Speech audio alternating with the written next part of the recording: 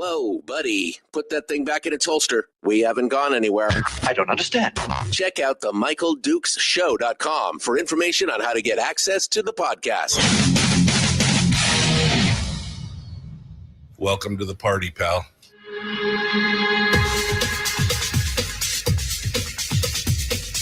The Michael Dukes Show. The greed and the entitlement is astounding to me. What more could you want from a low-budget radio program? This is a dumpster fire. That was just BS. It is time to get a new perspective. We know just what you need, and we've got just the cure. Open wide and prepare for a steaming hot cup of freedom. I just don't fathom it. The Michael Dukes Show, streaming live across the world. Oh, yeah. Live around the world on the internet at MichaelDukesShow.com and across the state of Alaska on via your favorite radio station and or FM translator. Good morning, my friends. Welcome to Tuesday, a blistering 34 degrees here in the subtropical paradise known as Homer, Alaska. And still pretty warm, I think, across the rest of the state as well. We'll get the full check-in from the rest of the chat room here around the state in just a moment. But just another beautiful day in paradise, ready to do it. And here to rain on your parade for every Tuesday is, of course, our friend Brad Keithley, who does it with loving kindness. He does it in a loving Christian way. That's how he is. He's here to share the truth, and sometimes the truth hurts. And we're going to bring him on board this morning to discuss it. Hello, Mr. Keithley. How are you, my friend? I'm doing great. I wore yellow today because I wanted to be a ray of sunshine. And then you know what? Exactly. You are a ray of sunshine, the deadly kind that gives you skin cancer. But it's all good. It's all good. No, Brad comes on every week to give us the hard truth, and we joke with him about it. But, it's funny because we have been talking about this stuff, you and I, Brad, for more than 10 years. And you would think that after 10 years, we'd understand that this is like a quixotic thing that we just keep tilting at those windmills. And maybe eventually somebody will hear us that there is a problem. But I don't know. I'm not going to stop. We're not going to stop talking about it. And we've got some good discussions today. A lot of crazy stuff came up. You saw that post that I gave you last night from the Homer thing, because that affects me directly as I'm looking at this going, ow. So we're going to talk a lot about a bunch of different things today. But Brad Keithley from Alaskans for Sustainable Budget comes in every week to give us what he calls the weekly top three, what he thinks are some of the big three stories that are affecting us in government. He's got a background in oil and gas. He's a former oil and gas attorney, and Alaskans for Sustainable Budgets is just that, an organization dedicated to sustainable budgets. You'd think that would be pretty easy. But no, we're dealing with politicians, and they have no connection to reality, it seems like sometimes. So we're going to get started with that. Chris Story's coming up at the end of the show to soothe and put balm on the burn that Brad's about to lay down on us here. So this week's topic, let's get started. Sorting out the Cook Inlet. There's a lot here, Brad. Unpack it for us here. What do we got? So the alternate title to this segment is What a Difference a Week Makes. Last week, we were complaining about the RCA had not stepped up to look into what was going on in the Cook Inlet. We were complaining. We were saying, where is Chugach and MEA in all this? NSTAR was on track to sort of an unabated track to go forward on talk about quixotic, on its quixotic effort to build a new LNG plant on property that neither it nor the person who it proposes to build the plant own, without any existing permits, but nevertheless was on track to do that. That's all changed in a week, and the reason I'm wearing the ray of sunshine is I think it's changed in a good way. Two big things. One pretty public, the other sort of running under the radar. The one that's pretty public is the announcement during the week by Chugach and Harvest Alaska, which is a subsidiary of Hillcorp,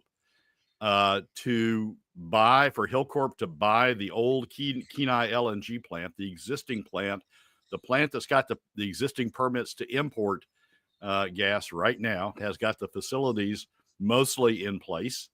to do that, has got existing LNG tanks in place to store the imported gas, a lot of the imported gas.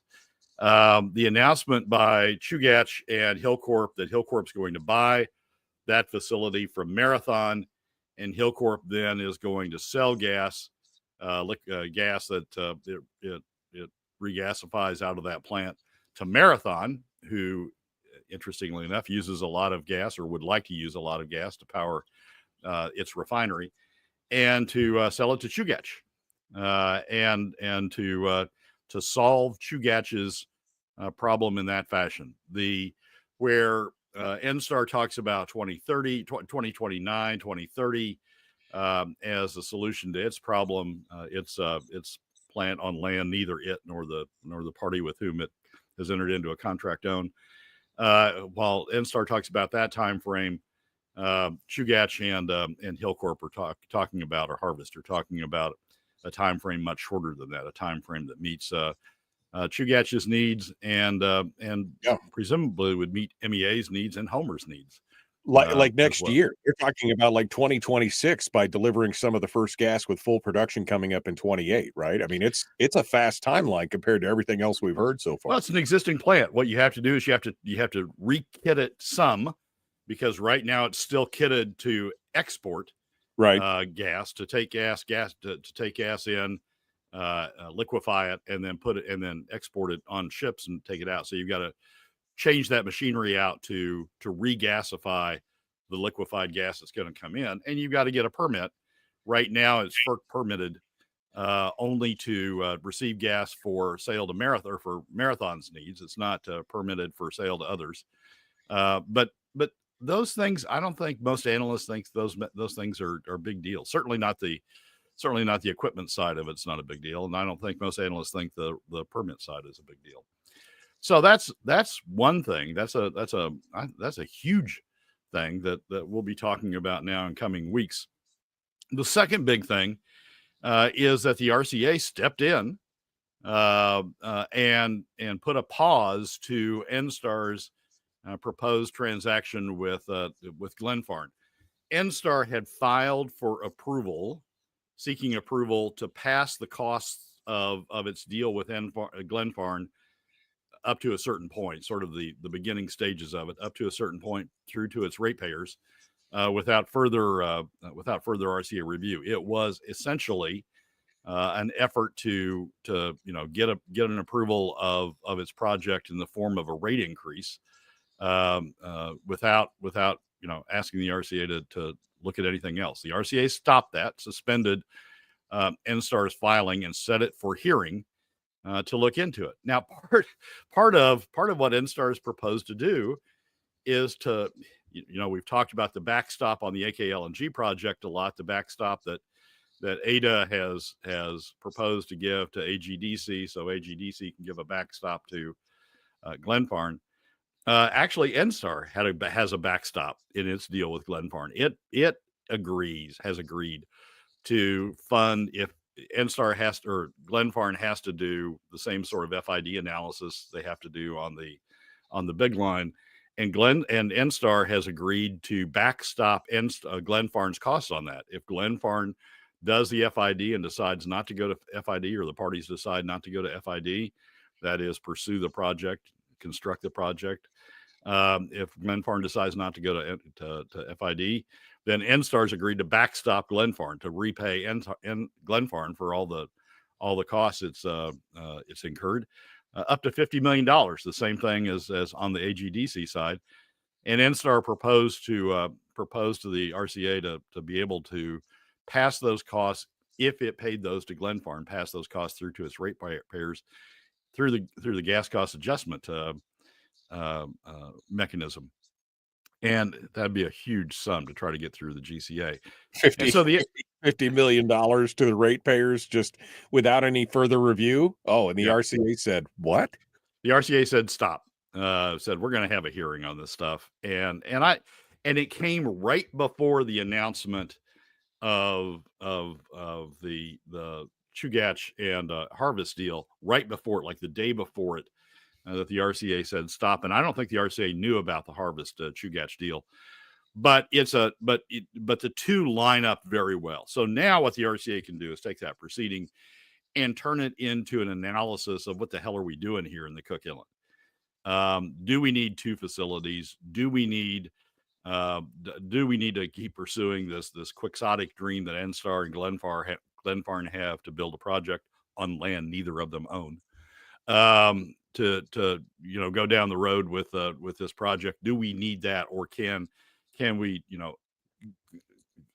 collect all of the demand in the Cook Inlet and come through the existing Kenai plant?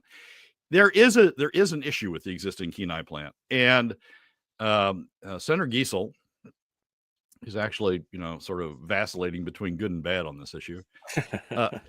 Senator Giesel actually identified it quickly, although she identified it in a very negative way that I don't think it deserves. But the problem is Hillcorp has market power, what lawyers and what antitrust economists would call market power in the Cook Inlet, and it's not hesitated to use that market power. I think what stung Giesel was last year when Giesel proposed to close the Hillcorp loophole, the Hillcorp corporate tax loophole. Hillcorp came back and said, yeah, you want to do that? Fine. We'll just stop investing in the Cook Inlet. Basically, threatening and blackmailing the legislature over the proposal that Hillcorp pay the same taxes as everybody else. And Giesel, I think, stung by that.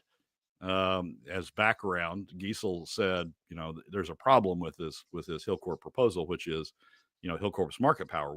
They have market power now on the produced gas side. This would give them market power, she's concerned. This would give them market power on the imported gas side, and South Central would just be, totally at Hillcorp's mercy. There's a way of dealing with that, and that is to slightly amend existing utility law in the state to clarify that an LNG import facility that resells gas to utility is in fact a utility itself, right? And turn that LNG facility into a utility to the extent it's selling gas to utilities, and that would subject Hillcorp, that plant, to RCA jurisdiction, rate jurisdiction, and terms and conditions of service jurisdiction. I think that'd take care of the problem. But it's an issue that needs to be thought through at the same time as we're thinking through everything else, because you don't want to have the solution to the Hillcorp market power problem be to give Hillcorp another set of market power. It's interesting because this whole thing also is built around this idea of time compression as a weapon. Has NSTAR been delaying this whole thing long enough to then to go to submit to the RCA? Well, we need this. We need to be able to do this without further review because now we're on a time frame, even though they've been the one that's delaying. There was a post on Facebook last night by somebody who's done a lot of work with HEA talking about HEA, because HEA, Homer Electric Association, is the first utility whose contract is going to run out next month. And they're talking about having to get more gas from NSTAR at triple the cost of what they're getting right now to generate electricity.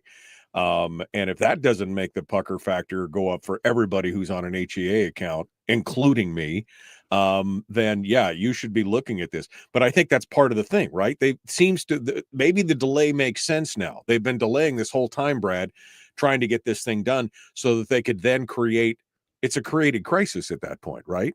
But the RCA seems to have called their bluff on it. Yeah, I think so, Michael. And the RCA really called their bluff on something else. So utilities are supposed to pursue these sorts of options. They're supposed to have adequate service at a reasonable cost.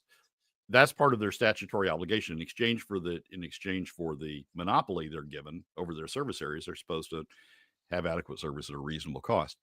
And NSTAR, by this delay, has not only maybe tried to put the RCA in a cram down position with respect to its proposal, but put the RCA in a cram down position with respect to these costs. I mean, if you have a project that doesn't go, a failed project, a utility is not automatically entitled to recover those costs.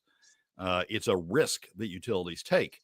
And as the RCA pointed out in its suspension order, it gave NSTAR a healthy rate of return on equity in order to compensate it some for the risk of its supply obligation. what NSTAR is really trying to do with this filing is say, look, we're no risk. If the project goes, great, we can pass through the costs. The project doesn't go, and we incur costs because we have this backstop agreement with Glenfarne. If the project doesn't go, we get to pass those costs through the GCA. And putting the RCA in this time crunch, frankly, I think they're trying to leverage. They were trying to leverage. The time crunch as a way of getting their costs recovered. Either way, when they shouldn't be entitled to that. So the RCA's put a stop to it. Yay for the RCA. Look, we've criticized the RCA a lot. This is a good job, RCA. Right. And yay for the Kenai LNG plant for somebody stepping up. Still got an issue to go. Still got the market power issue to go. But somebody stepping up and saying, we're going to use this existing facility. Brad Keithley, Alaskans for Sustainable Budgets. The weekly top 3 continues. That's the end of number 1. We'll continue this in the break, I'm sure. And we'll be back with more. Number 2, dead ahead. Common Sense, Liberty Base, Free Thicket Radio.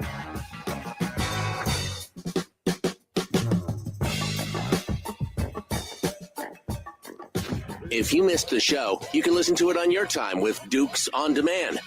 Oh, and it's free. Like America used to be. Streaming live every weekday morning on Facebook Live and MichaelDukesShow.com. Brad Keithley, Alaskans Faux Sustainable Budgets. Let's continue on here. Yeah, Brad, I mean, I looked at this and all I could think of was, so that was the end game. I mean, literally the light bulb moment went off for me when I looked at this and saw what they were trying to do with this rate increase.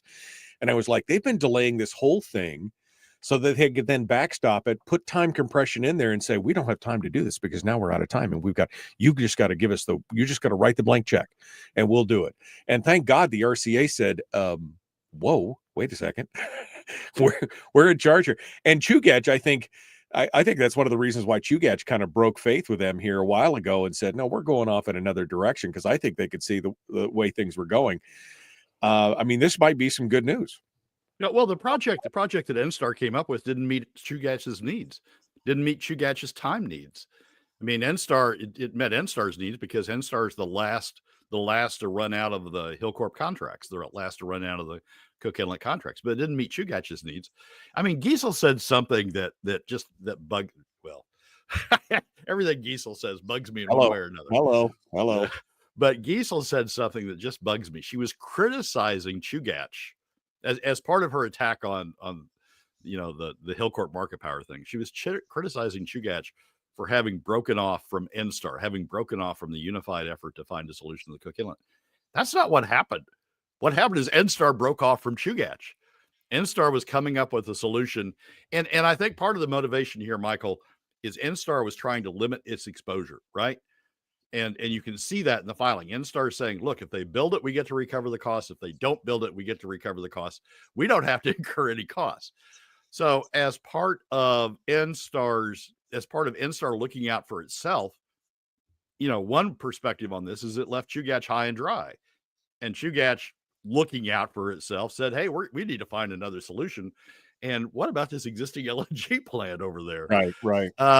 And so, it is not Chugach breaking off from NSTAR. It's NSTAR breaking off from Chugach and going in a way that helps NSTAR, but not Chugach. And everybody else too, right? I mean, because this only served them. This didn't serve any of the other utilities, GVEA, MEA, HEA. It didn't help any of the other. This was strictly what was best for NSTAR at that point. And they may say, well, hey, look, we ended up not having to pay. The ratepayers are going to have to pay. So they weren't really even looking out for their own ratepayers at that point. The whole thing is just is astonishing. I got one comment as I was asking around about the Hillcorp deal or the Harvest deal that I found fascinating. So, why is this Hillcorp buying this as opposed to NSTAR? And the response was, well, only certain people came to the data room to look at buying the plant.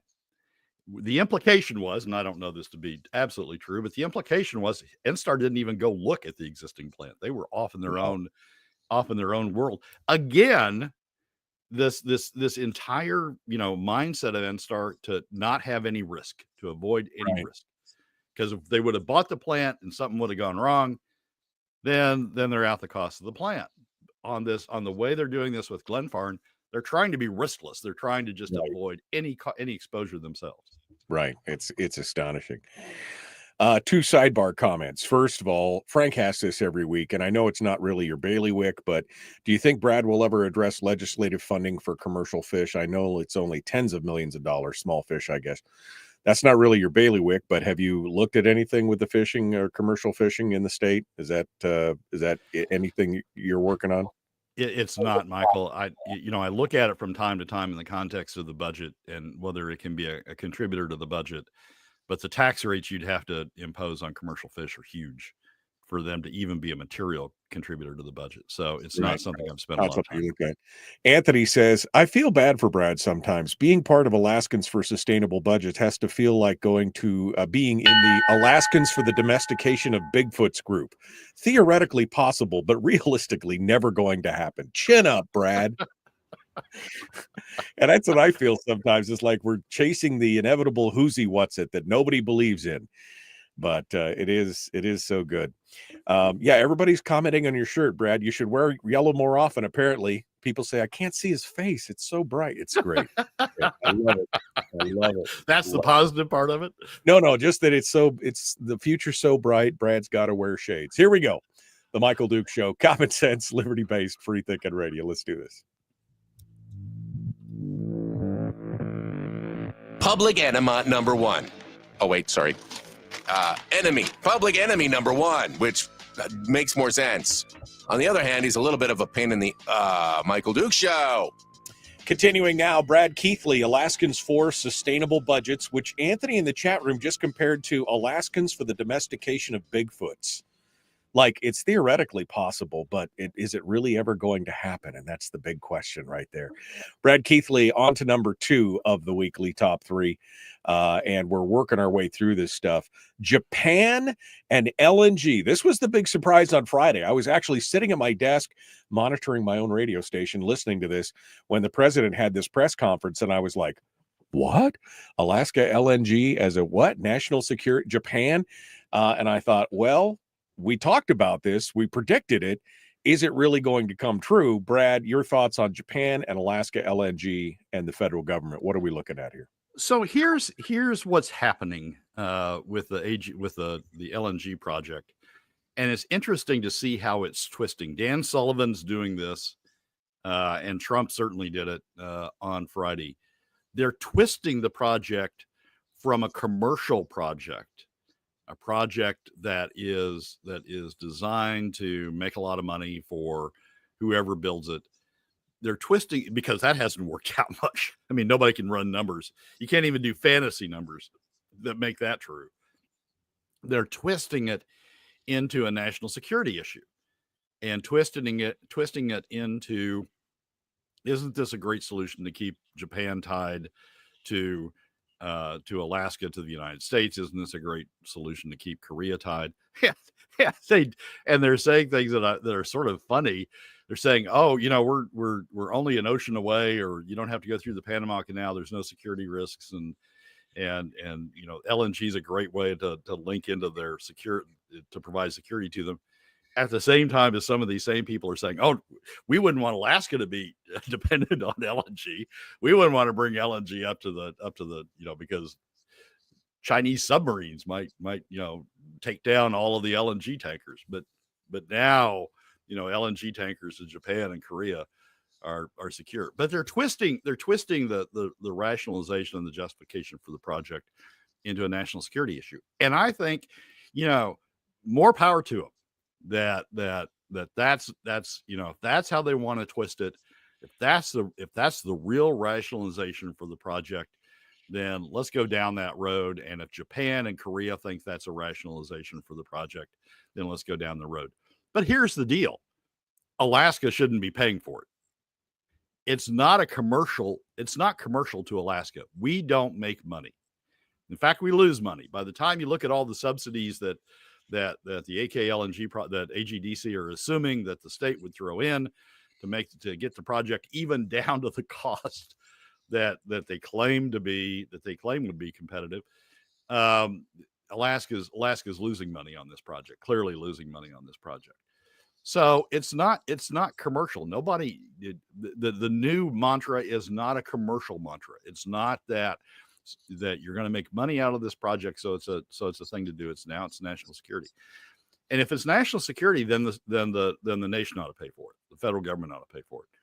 I mean, nobody would expect Alaska to pay for Coast Guard ships, ice-breaking Coast Guard ships. Although they're most important to Alaska, nobody would expect the state to pay for that national security device. Nobody expects Alaska to pay for the jets up at Eielson that defend us. Nobody expects us to pay for the troops that are up at Wainwright that are prepared to defend, the Arctic portion of the U.S., which not a money making operation, which is Alaska, right? They're all national security issues, and so if this now is a national security issue, great, but the feds ought to pay for it, and there's precedent for this.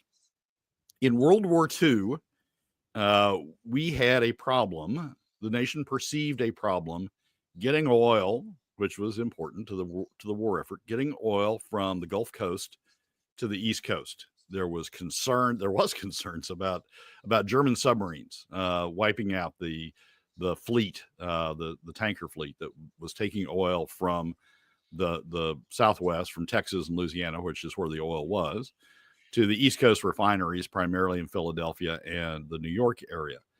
And the concern was that we were putting the nation at risk.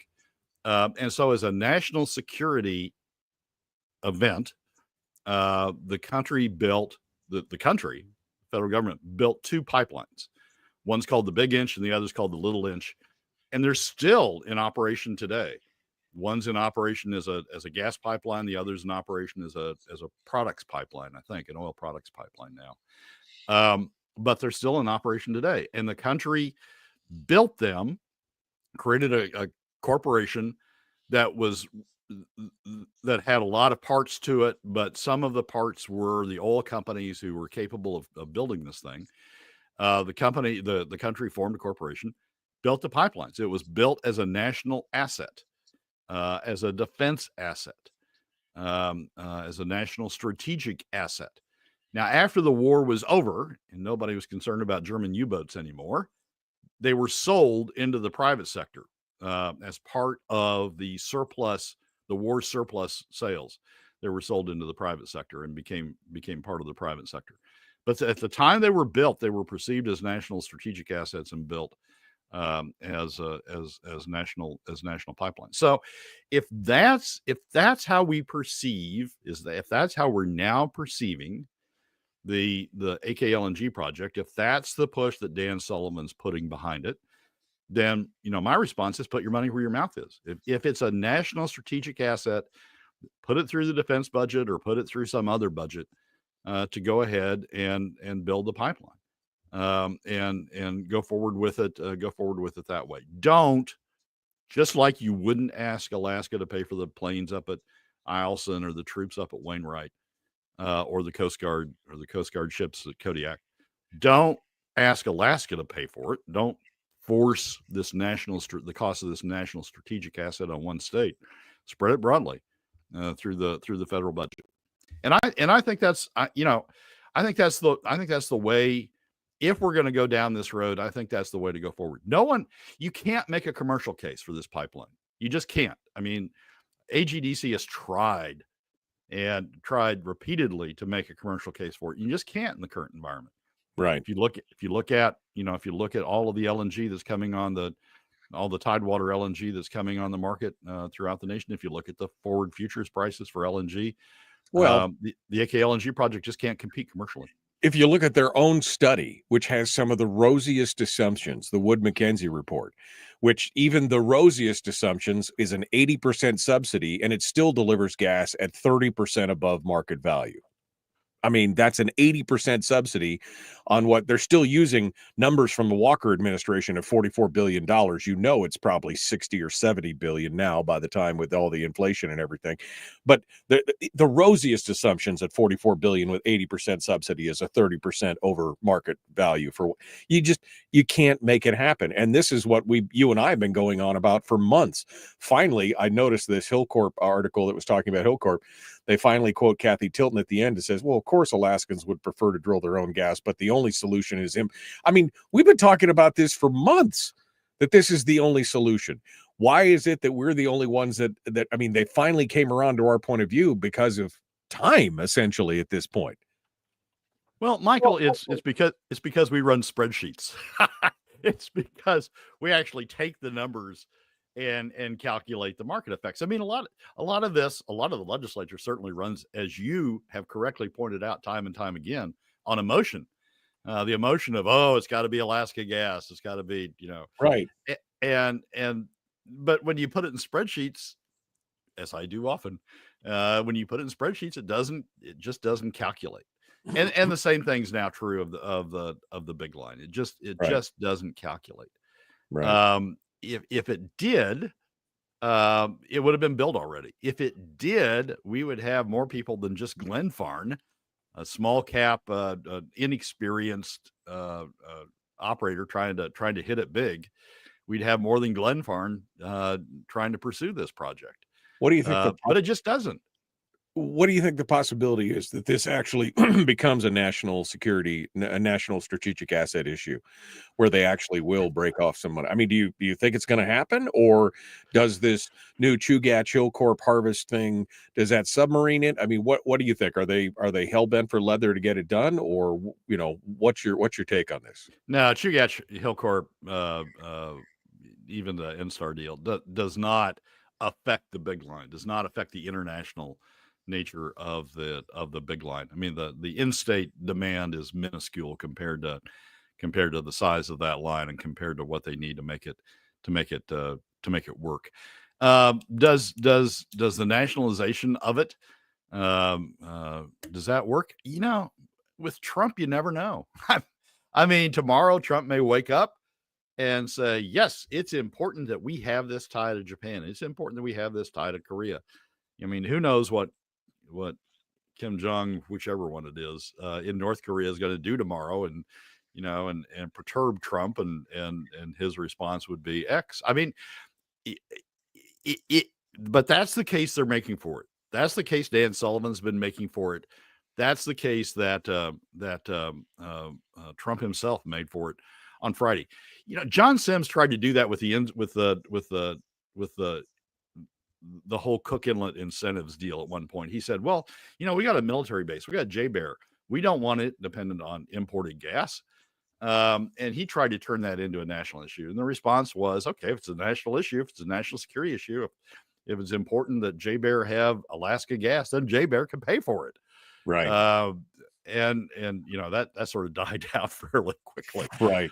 So, maybe if we say the federal government can pay for the big line, maybe that'll die out fairly quickly. Well, and still no talk of maybe a Jones Act exemption, a little bit of money to dredge out up north to do tankers, or, I mean, there could be other solutions, but here we are. Here we sit, wondering where it's going to happen. But at least we're further ahead this week than we were last week. Like you said earlier, what a difference a week makes. 1 minute. Yeah, no kidding. I mean, Trump's opened, and Dan Sullivan had been trying to kick that door open about, the national security issue. This all is justified by national security, but Trump just blew it open, as Trump does when he gets into an area. He just blew it open on Friday. And so, okay, let me think about this as a national security issue. And the first thing that came to my mind, seriously, shows you how bizarre, how twisted I am. First thing that came to my mind as I was reading that article is, okay, big inch and little inch. We've done this before. Right. We that's how part of the pipeline, the Southwest East Coast pipeline industry got started. We've done this before. So let's do it again. I mean, if that's what we're talking about, it's a strategic issue, then the federal government ought to step in and do it. Well, I won't hold my breath, but I will be watching with interest at this point to see where things are going. Brad Keithley, Alaskans for Sustainable Budgets. You can find them at ak4sb.com. That's not the number 4. That's FOR. ak4sb.com. We're coming up on the break, and we've got number 3 dead ahead. Before we get to hour 2, it's like whirlwind around here, taking a sip from a fire hose, blowing my lips off. We're ready to go. Brad Keithley will continue in just a moment. Don't go anywhere. The Michael Dukes Show, common sense, liberty-based, free-thinking radio. Back with more right after this.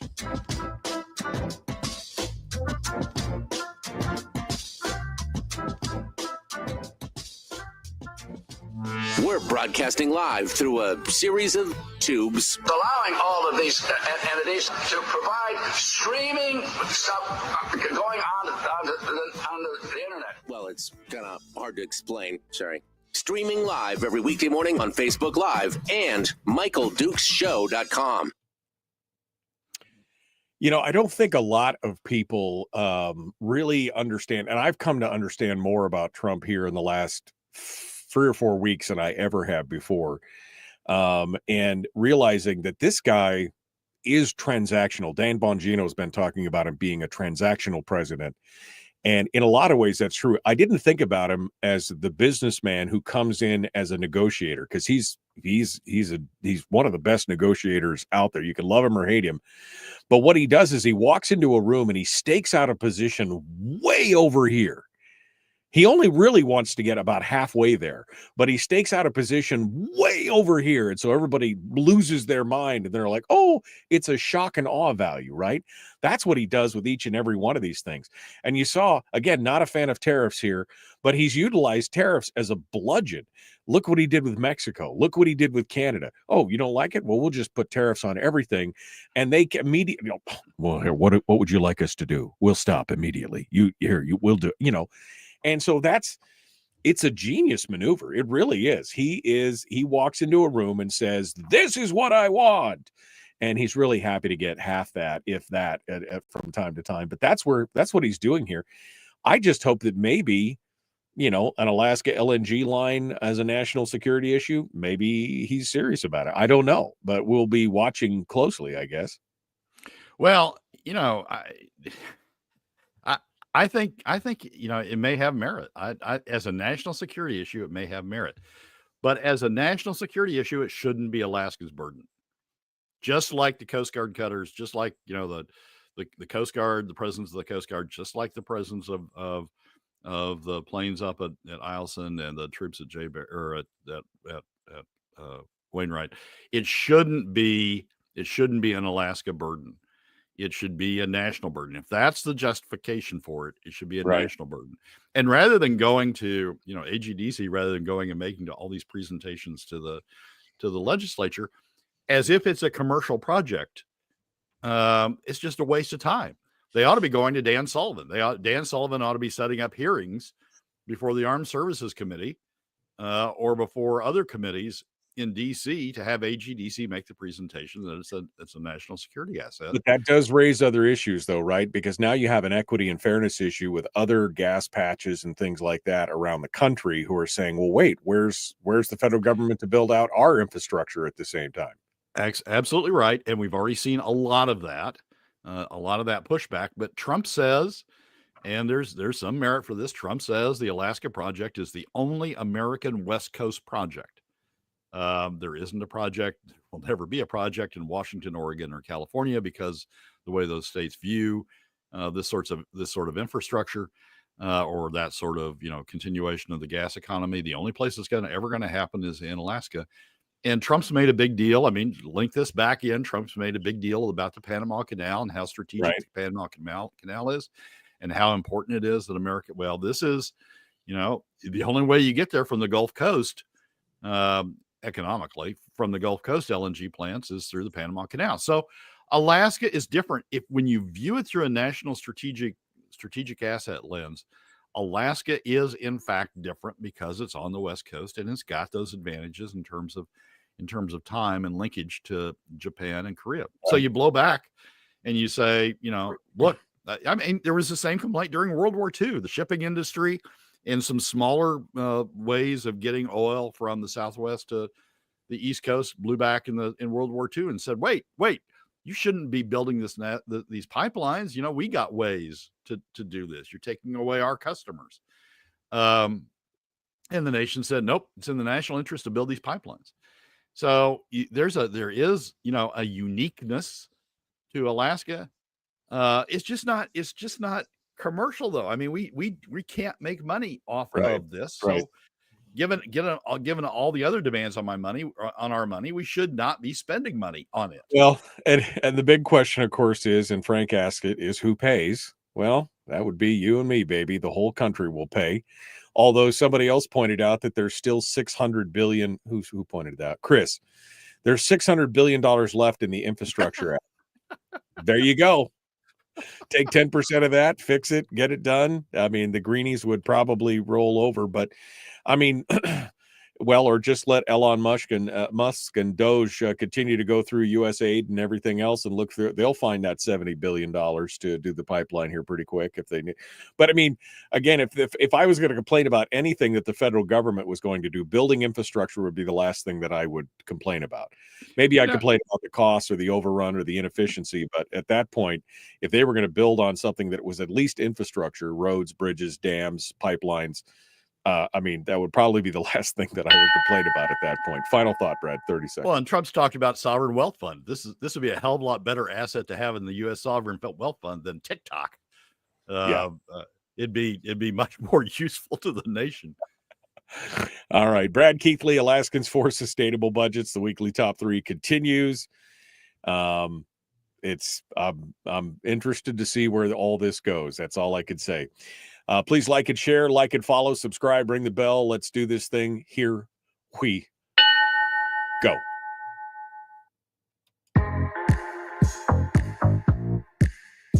The Michael Duke Show. Not your daddy. Wait, sorry. Not your daddy? Ooh, not your daddy's talk radio. Whew. I was scared for a second. Thought we were going down. Here's Michael Dukes and the show.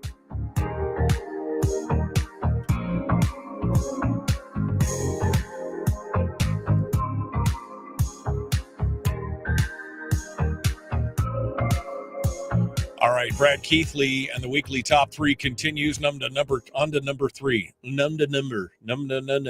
going to finish up here. The story of the missing paragraph. This sounds like an Encyclopedia Brown mystery, but here we go. Nancy Drew and the Hardy Boys. What is the missing paragraph? What are we talking about here, Brad? Well, it doesn't really go down that track, but it's a good track to go down. I just loved the title, so I'm running with it. Go ahead. So part of my career as a lawyer, I had to deal with SEC issues, the Securities and Exchange Commission issues. It was related to oil and gas disclosures and related to what oil and gas companies had to say in their SEC disclosures. But part of my career was focused on SEC and what SEC rules say. And all the SEC really does is require you to disclose information. All the SEC Act and the SEC regulatory agency really do is require you to disclose information. And then they leave it to investors to evaluate that information. If the disclosure is this project may never happen, you may never get your money back, the SEC is satisfied. It's up to investors to decide whether they want to go down that road. And it's really an information disclosure obligation that the SEC has. In Alaska, what I'm beginning to think that we need when I see headlines, this was generated this week by headlines that an opinion piece in the ADN that says, why Alaska must invest in public education now.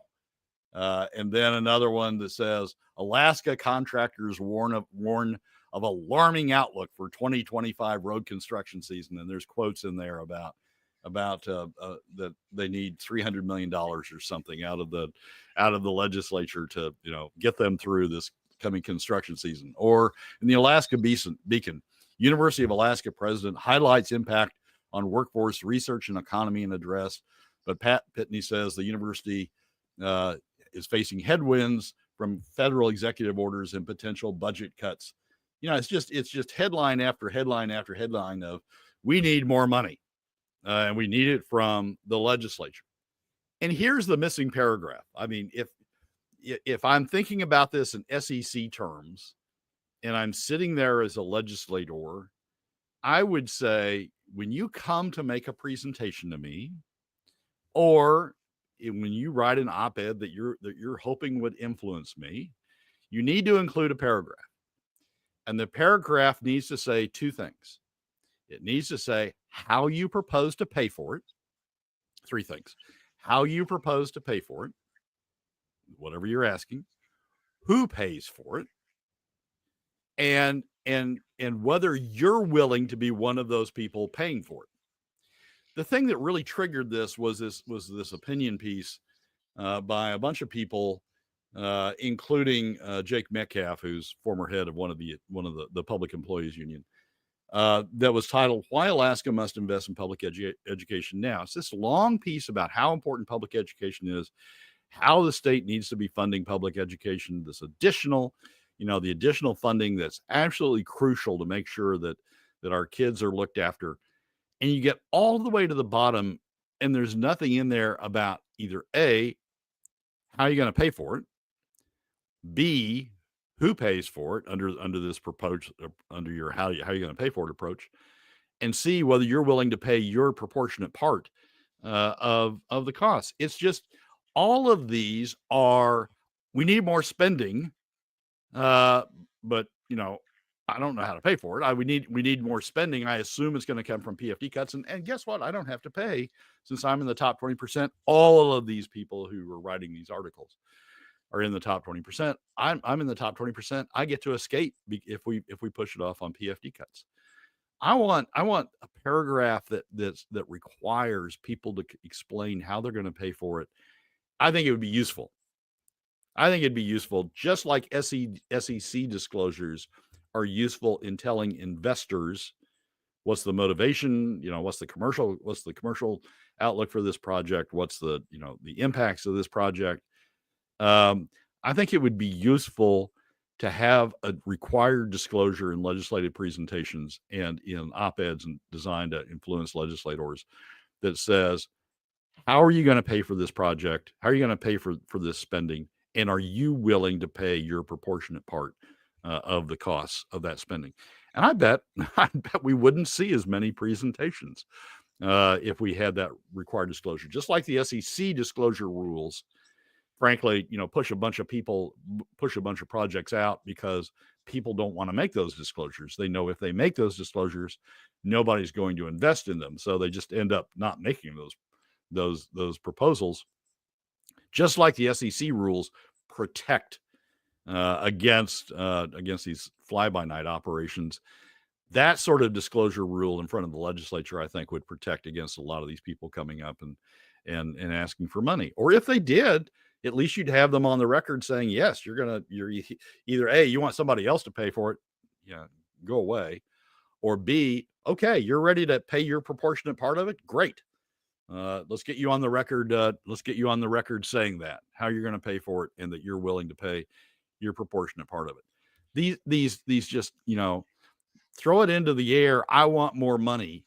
I want more money for K through 12. I want more money for construction. I want more money for the university. Just throw it into the air stuff. That's just, it's not working for me. It's not, and it shouldn't be working for the legislature. They should have these people stand up and say, and yes, this is how I'm going to pay for it. And yes, I'm willing to pay my proportionate part of that.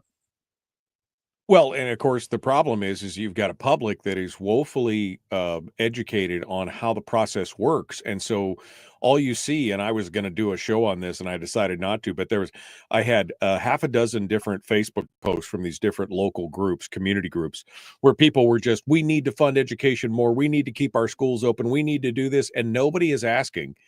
Or if somebody does ask, they get shouted down. How do we pay for it? The state is out of money. The state is broke. There's nothing left. They'd have to take the entire PFD, and nobody's mentioning that because of the illiteracy of the public on how the process works. I'm not criticizing them. I'm just saying they're not taking the time to understand how the process works. They don't understand. We have a declining enrollment. That's the biggest problem, is that there's fewer students, fewer butts in the seats. So that's why they're getting paid so much less. And the COVID money, which they used inappropriately. And now all of those chickens are coming home to roost, but nobody understands that. And so the discussion is not even being had. It is, we need to fully fund education. We've been fully funding education. But the discussion's not being had. I mean, we have this conversation occasionally, and I think it's a useful one. The discussion's not being had because people aren't being forced to confront who pays for it. They aren't being forced to confront that it's middle and lower income Alaska families that are paying for this stuff. I mean, the top 20% get away with writing op-eds like this. And when asked who's going to pay for it or how it's going to be paid for, they PFD cuts. Well, Charlie, what that means is you're not paying for it. You're pushing the costs off on the very people you're claiming to help. You're pushing the costs on middle and lower income Alaska families. And they're getting away with doing that because they don't have to confront who pays for it. They don't have to confront, how it's going to be paid. They just assume this money comes off the trees. I mean, I have these discussions occasionally on Facebook or Twitter or in personal discussions about, somebody says, well, we just got to increase K through 12. And I say, okay, well, how are you going to pay for it? Well, I'm willing to give up a piece of my PFD. And my response is, how how much of a piece of your PFD is of your income? It's like 0.00001%. Right. But you know how much it is to a middle income family? You know how much it is to a low income family? Yeah. And they say, well, we'll address that other ways. We'll deal with that. We'll deal with that other way. It's all proportionality. No, right now. Let's deal with it through an income tax. You want to pay for it, or you want to do this, then you have to pay a proportionate part of it. And let's do it through. Oh no, we can't do that. We can't do it through an income tax. Well, it's all about proportionality at that point. What is the cost to you as a proportion of your entire income versus, what is it to somebody else?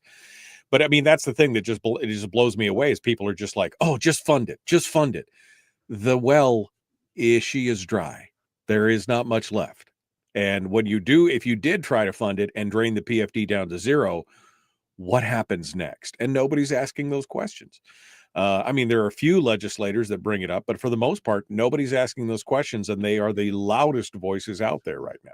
Those legislators are the ones, or the ones that are staying quiet, are the ones that are pushing for this combination of the corpus and the earnings reserve, so they can start going into the corpus to pay for it. Final thoughts, Brad. Final thoughts is it's a little bit sunnier this week. Cook Inlet's on an upswing. We've got good news on Cook Inlet in the form of Hillcorp or in the form of the Kenai LNG plant and of Chugach's step. And we still got other issues. And the question is who pays? The question is who pays for it's always the big LNG pipeline. The question is who pays for Brad Keithley, Alaskans for Sustainable Budgets. Thank you so much, Brad. We're out of time. Folks, we got to go. Hour 2 is dead ahead. We'll be back with more right after this. That's the thing, Brad. I mean, I literally was pulling through these groups in the Matsu, in Fairbanks, in Homer, in the, down on the peninsula. And everybody's like, don't close my schools, just fully fund it. The legislature should just do their job and they should just fully fund. They are fully funding it. They're funding it according to the formula, and they're giving money on top of it and have been. But the biggest problem here that nobody's talking about is the declining enrollment, 15% in Fairbanks. Their enrollment dropped in 1 year, 15%. And they're not talking about that. And they're not talking about the continued projected decline, that it's just going to get worse. These school districts have been running deficits for years. And the answer is just ask Uncle Sugar for more money. Uncle Sugar is broke. There is no more money, but nobody seems to acknowledge that. It's just always, we're so disconnected from how this whole thing works. It's just amazing. We are. I've been reminded of that. I've been visiting my mother in Illinois a lot, and I've reconnected with some of the people I grew up with, and I've been reminded of how local schools are in Illinois, because they're funded largely through local school districts and taxes on local school districts. The state funds a portion of it, makes some contribution to it, but the primary funder is the local school district. And so in Illinois, people are very, this isn't true in Illinois about everything, but in Illinois, people are very focused on being cost conscious about school districts, making sure school districts are at the lowest cost. And, in my local area where I grew up, very rural part of Illinois, there's pushes to consolidate because they recognize that the tax base that's there just can't support, the smaller school districts that we used to have. And so we have, we have school districts that are much bigger now. It's because we had school closures and school districts are much bigger. It's because it's locally funded. It's because people have to confront the funding themselves. It's because they have to pay. And so they, they get involved in they're invested in that. keeping the cost. Yeah, they're invested in it. And we here, again, look at the comments. I was going to just read the comments for an hour because people obviously don't understand what's going on in the state. And our legislators are not doing anybody favors by continuing to lie. Gary Stevens got caught in the whole lie of the 40 students per classroom thing and everything else. And it doesn't matter to them. They just want to protect what they need to protect, and they'll do whatever. But the people don't understand. And that's the problem. If the people truly understood what was happening with this, they would be up in arms about it. They would be up in arms about the way the spending is going, but they're totally disconnected because it comes from a permanent fund and they never see it. I think part of the solution to K through 12, I think part of the solution to education is increase local funding, increase required minimum funding and however that affects maximum funding, but increase local funding so that people, like in Illinois, people become more connected to the spending. People realize more the level at which the spending is occurring and the impact, and because it impacts them. I think Alaska has become too remote in that sense. It's somebody else's responsibility. I mean, this was the whole problem with building new school buildings, right? I mean, let's build a new school building. Oh, that's a great idea. The state will fund 90% of it. Let's add this gizmo and that gizmo to the new school building because the state's going to pay 90% of it. I think part of the solution, frankly, is to localize the funding more. And the way we would do that in Alaska is increase the required local contribution. And then we'd see all sorts of things. Then we'd see people in Fairbanks going, "Oh, we need to consolidate these schools." Yeah, let's find some cost savings. Because I think there's only one or two districts in the whole state that are anywhere near the local cap.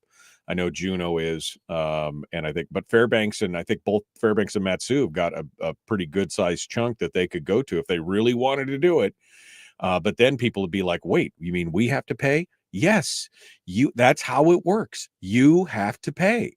If you want a chicken in every pot and you want every school to remain open, there's a cost to that. So yeah. And that's sort of what I mean by the missing paragraph. Let's put in the payment, what payment you're proposing, and let's localize it in terms of you have to pay. Are you willing to step up and pay your proportionate part? And the answers are going to be different than what we're getting now when somebody else has to pay. Yes, I want you to spend more money on this because I don't have to pay for it. Everybody else has to pay for it. And it's so infuriating to see them buy into the narrative. Well, that you flat funded education. No, they haven't. The BSA, the base formula has been fairly flat, but they've been spending hundreds of millions of dollars every year on top of that. You just seem like you forgot about that. No, they intentionally have been misled by legislators, the NEA, the education complex. I mean, that's who they've been misled by. And they're just parroting the talking points instead of looking at it. And they don't understand. That's the bottom line. I read all these comments and I realize none of these people understand how this process works. Yep. And it's because of the remoteness, Michael. I mean, it's because the dollars are remote from them. They don't have to pay them. Yep. And, for the top 20%, they even when they do pay them, it's a very, very, very, very small part of their income. And so it's just, it's sort of like someone criticized me for the second segment about let the federal government fund the pipeline. I mean, the criticism is, well, you don't have to pay for it then. I mean, you're trying to shove the costs on somebody else. But that's what we have. That's what we have a lot in this state. We have people saying, I need more for education. I need more for construction. I need more for the university. Somebody else pay for it. Right. No, it's insane. All right, Brad. Thank you so much. You ray of sunshine, you. Thank you for coming on board. And we'll talk to you next week. Okay. Michael, good to see you. All right, my friend. Enjoy and relax a little bit. You've done your work for the week. Thank you for coming on board. Folks, we're out of time. We got to go. The Michael Dukes Show. Common sense, liberty-based, free-thinking radio. Hour 2 is right now.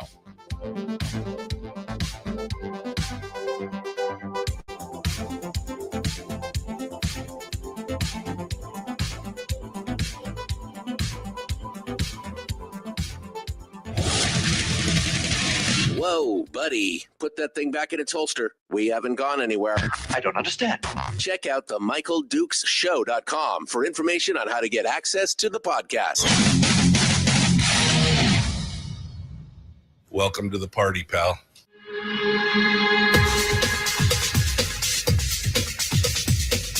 The Michael Dukes Show. The greed and the entitlement is astounding to me.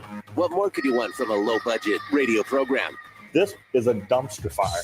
That was just BS. It is time to get a new perspective. We know just what you need, and we've got just the cure. Open wide and prepare for a steaming hot cup of freedom. I just don't fathom it. The Michael Dukes Show, streaming live across the world. Live around the world on the internet at michaeldukeshow.com and across the state of Alaska on this, your favorite radio station, and on an FM translator. Hello, my friends. How are you doing? Are you ready to go for hour 2? I mean, we just blitzed through hour 1 with Brad Keithley from Alaskans for Sustainable Budgets and the weekly top 3. Some actual good news in that part of the, that's unusual, right? Because usually it's kind of doom and gloom, but some good news going on there in that segment. In part of that segment anyway, until we kind of got to the end, and then we realized that part of the problem here is that people just don't understand, or they're being intentionally misleading on what's going on. And I want to talk about that for a minute. I was going to do a show here last week. I was thinking about it. And anyway, the week kind of got away from me and I decided not to do it. I may do it in the future. I may actually pull it about and because it would be an interesting conversation where I was perusing the local community Facebook groups of the various communities around the state, Fairbanks, the Mat-Su, parts of the peninsula, down here on Homer, these different groups where people got up and they had their say. And they were talking about education, and they were talking about all these different communities that are talking about school closures. Right? We've got to close this school. We've got to consolidate. We've got to do this stuff. And watching the public commentary on this led me to one final. I'll summate, and like I said, we may still do it because it might just be entertaining. But the bottom line is this: it seems to me. This is just my personal humble opinion as an old radio show host, is that the majority of the public who are commenting on this have no idea how the funding of our education system works. They have no idea. Some of them are in on the joke. Some of them know, but they prefer to pursue a tact of deception, inveiglement, obfuscation. They continue to perpetuate the lie that education has been flat funded and all these other things.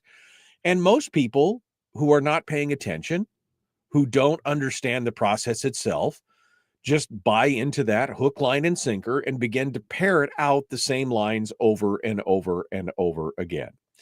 Here is the bottom line. And we can start off in talking about this by looking at this article in the Peninsula Clarion.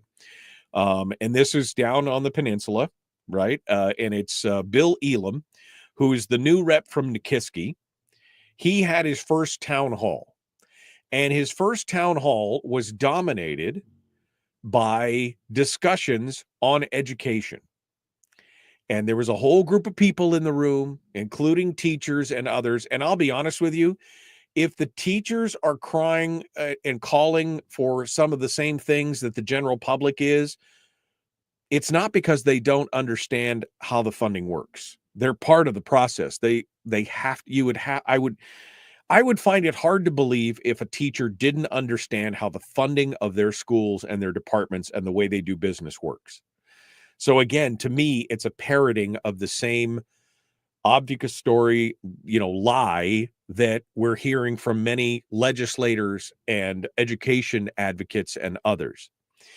Elam went on to talk about a lot of different things, but he said something that I thought was interesting. He said that when he's talking about these potential bills that are up in front of on the table, HB 69, et cetera, he said, there is nobody in either body or in the governor's office, from what I have seen, that is not wanting to address the issues that we're currently having, the funding issues. The problem with HB 69, and I don't mean to be overly direct about it, that one's probably not going to ultimately wind up making it all the way through successfully, because specifically it's just money.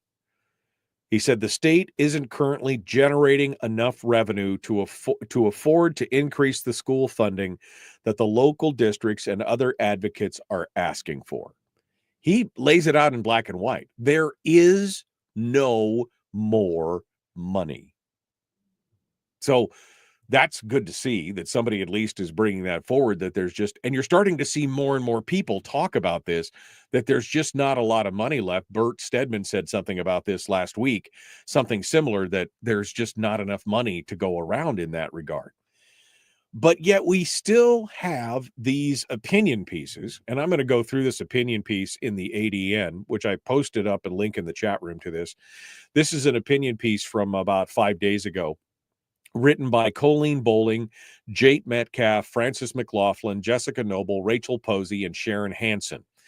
And of course, some of these people are part of the cadre, what I would consider to be the cadre of public sector employee unions, or the NEA, or either. Now they're all parents as well, and that's how they advertise themselves in this, that they're all parents of Anchorage students. Sharon Hansen is a parent of Fairbanks students, but everybody else is, we're parents, we're looking for an answer. But I'm going to go through this real quick and talk about a little bit about what's being said right now.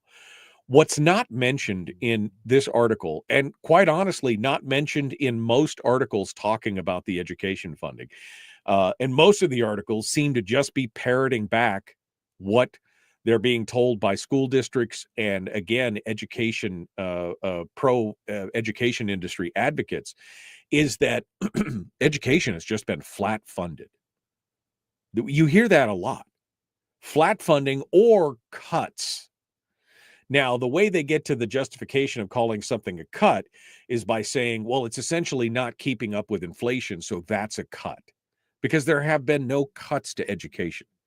Education spend has increased. Now, there have been cuts to some of those increases, so maybe they want to justify the word cuts in that regard as well.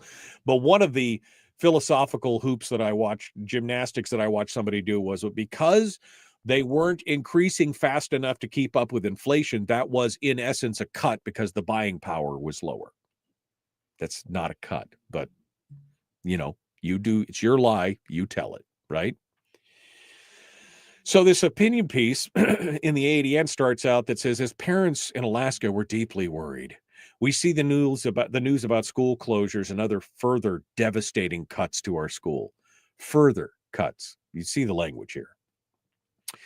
We're calling on the Alaska legislature to lead on this issue by significantly investing in public education early in the legislative session. Of course they are, because that's what they want more than anything else. Again, time compression as a weapon, because then they go on to talk about predictable funding to prevent teacher layoffs and local school boards to pass their budgets and everything else, which, by the way, we've talked about that in the past. That's all working as intended, right? All of these unions and everything line up the thing, and the school boards all line up their budgets so that they all fall right when the legislature is discussing this, so that they can continue to put the pressure on. That's a whole different thing.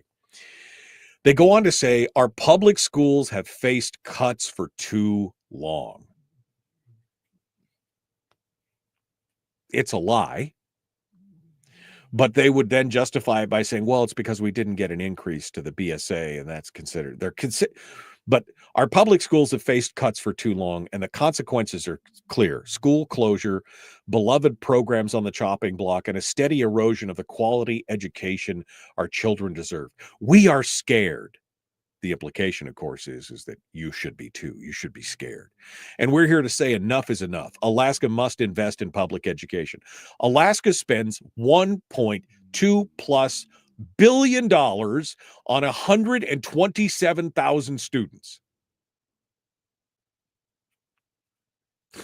We must invest in public education. For the past decade, we have witnessed a gradual dismantling of our public school system. Budget cuts have forced difficult choices. Budget cuts. If you have anybody to blame for some of the budgetary crises that we're seeing in these various school districts, it is your local administrators and school boards who are responsible for that. They are continuing to bet on the if come that maybe Uncle Sugar will drop them a care package from the sky. Education funding has not dropped. Education funding has gone up. 35% increase over the last 18, 19 years in public education. Granted, not at the base student allocation level, but in one-time funding all above and beyond that. But the average person doesn't understand that. They don't understand the difference. They read what they read in the newspaper and they see that and they go, "Oh my God, they're throwing our children, they're throwing our children away." This gradual dismantling of public school system. There's no this is mismanagement. I have said this for years. There is something fundamentally broken in the education system. We continue to deliver across the country, not just in Alaska. We continue to deliver a substandard product, and the answer is always, and always has been since I was in high school, to put more money into the issue, and that will solve it. And yet we continue to do that, and nothing changes. Now the threat of school closures looms over our neighborhoods. Children being uprooted from their familiar.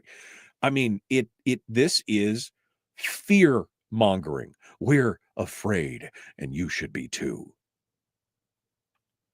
We've seen firsthand the devastating impact of these cuts. Our children's teachers are stretched thin.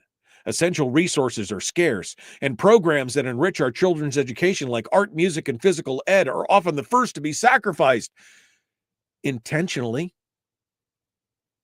They intentionally choose those programs first because they're the most visible, and they're the ones that engage a lot of kids. It's the one thing that may keep a lot of these kids engaged, and so they intentionally target those programs first. They don't talk about consolidating healthcare pools. They don't talk about how many administrative overheads per classroom teacher they have. They don't talk about the cost of keeping these extra buildings open and not consolidating them down to a single. They don't. Everything they talk about is in the form of fear. And the average person is not taking the time to figure out how this funding mechanism works. They read the headline, and this goes back to the journalists in this state as well. You guys, James Brooks, Sean McGuire, Michelle Theriot Boots, and man, all the Coin, everybody that I'm talking to out there, you guys, you've got to do better. You can't just take the talking point from the legislator or from the NEA or from some, support group and count it. Where is the counterpoint? Where is the counterpoint to say, well, we've just been flat funded, and they say they're being flat funded. And while the BSA has received a negligible increase in the last 5-6 years, since 2017 was the last increase, and I think it was 2 or 3%. It wasn't much. And you're right, that has not kept up with inflation. I totally agree. But they discount and they ignore the tens of millions of dollars that were plonked down on top of that. Again, if you just look at the spending on education, and this is easy to do, go back and look on the spend of education back to 2020, and you look at it today, and it just goes up and up and up. Education spend is on the increase. It's not flat funded. The biggest problem, and nobody is talking about it, the biggest problem, the biggest component of this, the reason why they're talking about closing schools, the reason why it does go back to money, but the root cause of that is the decline in the enrollment. If you had schools that were full, instead of schools that were at 40 or 45% or 50 or maybe 60%, which a lot of these schools are in the 50 to 60 percentile range as far as capacity, if they were full, there would be no money issue because they'd be getting paid the $5,000, $6,000, $7,000, $8,000 per pupil for every student in there. If the school was full, it wouldn't be an issue. But nobody's talking about the decline. And nobody is also talking about the root cause of the decline, which I think in part it has to do with the outflow of the outmigration in Alaska. I think that's part of it. The other part is the general dissatisfaction on the part of parents in the school system itself that started during COVID and has just accelerated since then. And you're starting to see this divide come up now. The Bill Elam town hall meeting, there were people in there who were criticizing people who pulled their kids out of schools and did homeschooling or charter schooling because that's unfair. That's inequitable. And there shouldn't be. And you could see the dividing lines. The divisiveness is already starting. The haves and the have-nots. That's going to be the next line of attack. They will be attacking correspondents, homeschoolers, charter schoolers, private schoolers, because that's just not fair. This has to do with a lack of students. That is the primary driver behind this. Add to that the misappropriation of the COVID funds, using them for one-time funding or for ongoing funding instead of one-time funding, doing the shell game and the shuffle inside your budgets. All of a sudden that money goes away. And then what happens? Oh my God, we're out of money. You school districts, you school boards, you administrators and finance chiefs, you have known this is a problem for years, and yet you continue to move ahead like, well, it's just, if Uncle Sugar would just break off some more money, it would be fine. It's not going to be fine. We're going to continue on because this article continues to go on, and it never asks the question, how do we pay for it? The whole implication of the article is that the state has the money. They're just being stingy and spending it on something else. We'll continue. The Michael Duke Show, Common Sense Radio.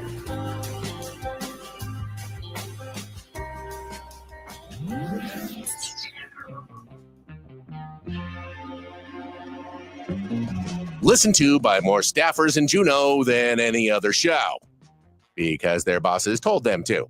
And after what they just heard, oh man, they're going to be pissed. You're a bad, bad man. The Michael Duke Show.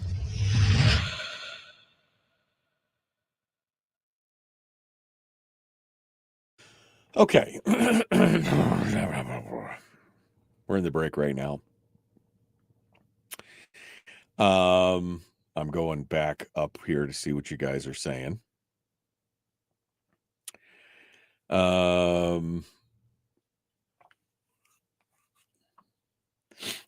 Barbara says, ugh, nobody ever looks at what we're spending on capital improvements for the schools. Get so tired of hearing how we don't fund schools. I mean, we're not even talking about the capital budgets. We're not even talking about the capital improvements. We're just talking about just the funding itself. The BSA plus the one-time funding every year. It's huge.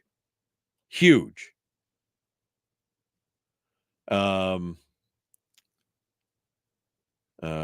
Jeannie says, I'm diving into the KPBSD budget line by line, and I have some questions. We should. More people should have some questions. Cindy said she was there at the Bill Elam Town Hall. She said, I felt like I was in the Twilight Zone. A teacher was complaining that all kids all the kids should be in the brick and mortar, and come to find out he homeschools his kids. Wow. There's some cognitive dissonance there. That's some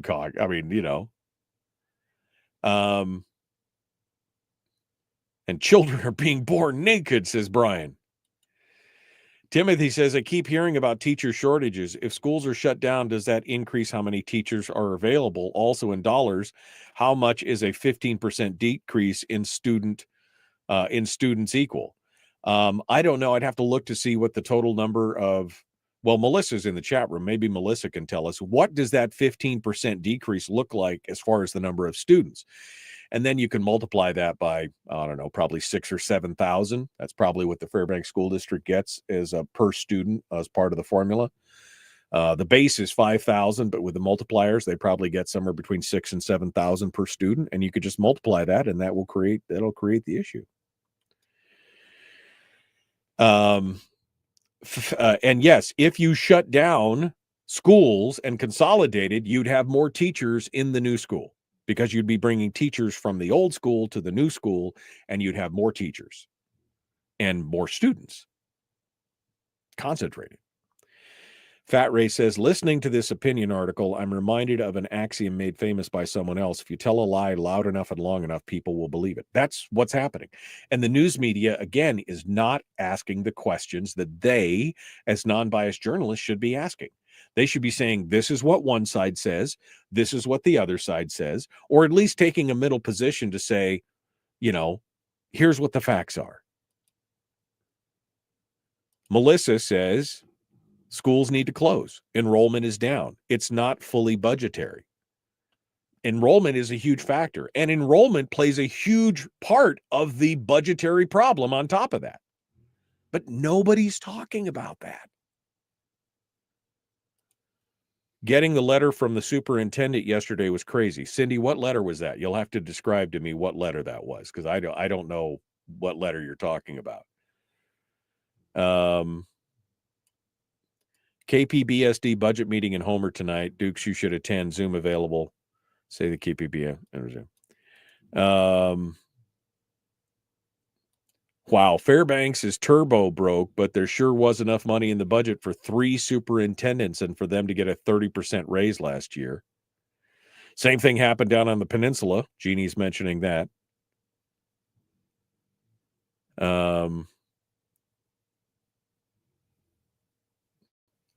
The reason why most people don't understand, says Frank, where does the money come from, is because their taxes are taken out of every paycheck. But this is not withholding tax. This is not federal money we're talking about. We're talking about local monies. And part of the problem, you are right, is they don't see it because it comes straight from the state. Anthony said, if you look at the amount of money we spend versus the results in education as a state and think spending more money is the answer, statistically speaking, we'd have to spend the entire national budget yearly to even break the halfway point. Scare tactics at its finest. Yeah. It's insane. It's just crazy. 650 students. So do the math on that. 650 times $6,000 gives you a rough estimate. All right, here we go. The Michael Duke Show.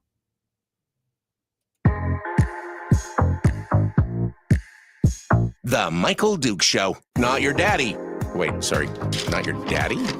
Ooh, not your daddy's talk radio. Huh. Whew. I was scared for a second. Thought we were going down. Here's Michael Dukes and the show.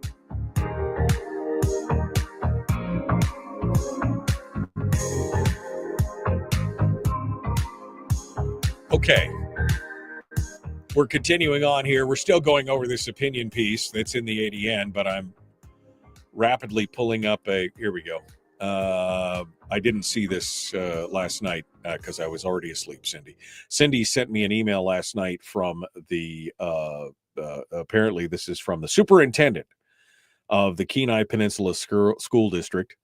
So let's go through this together. I've not read this yet, but let's go through this together, and then we'll get back to this opinion piece. This was an email that went out yesterday. Went out yesterday at 2:30 p.m. to the families of the school district in the Kenai Peninsula.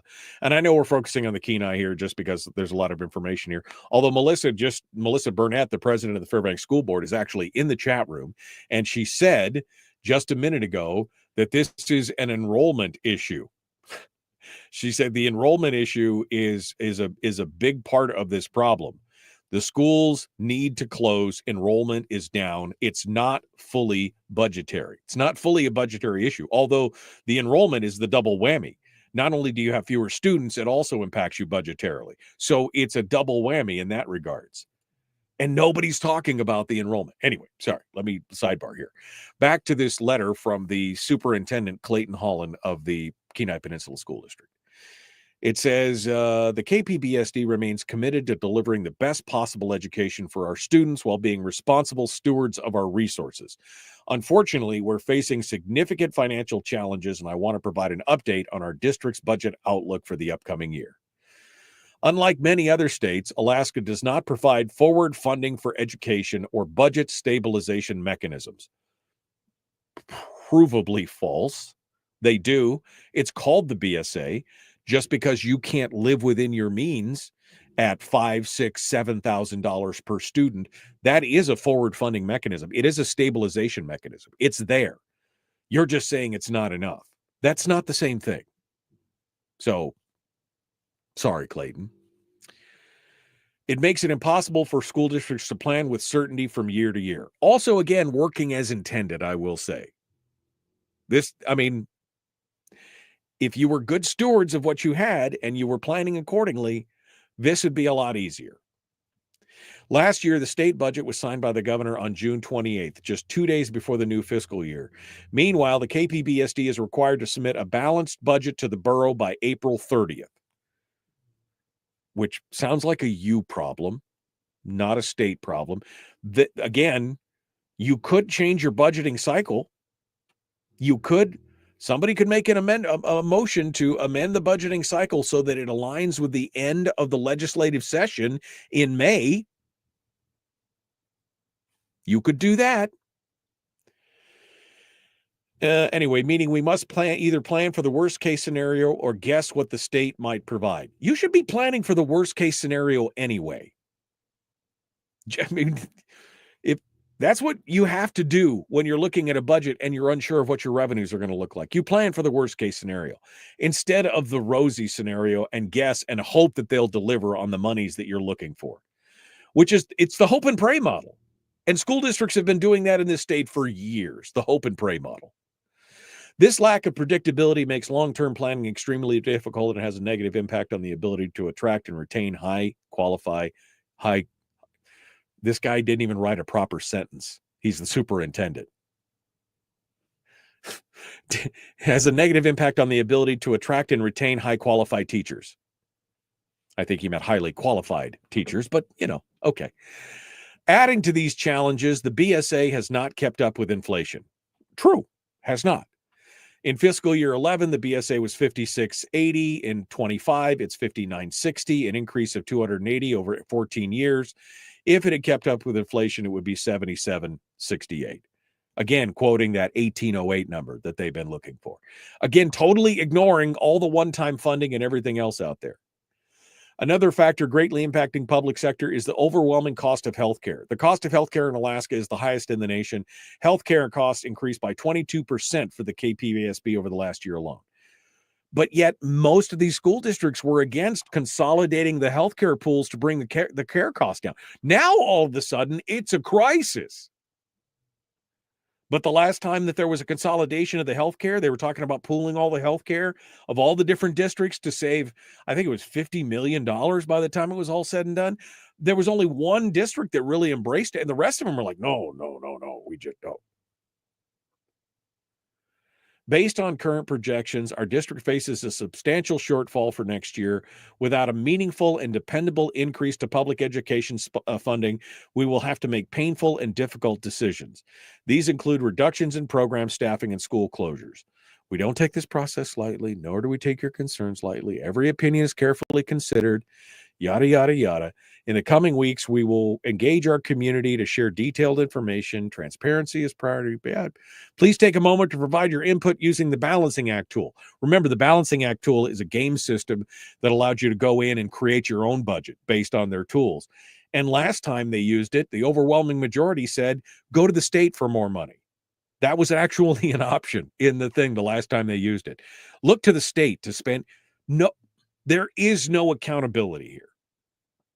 There is no accountability at all.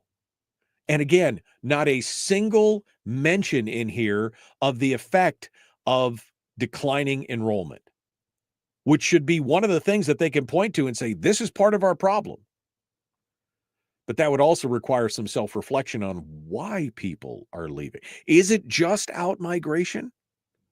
The answer to that is no, because right now 17% of the state is in a correspondence, homeschooling, charter. They're in some kind of alternative program. 17%, that's triple what it was prior to COVID.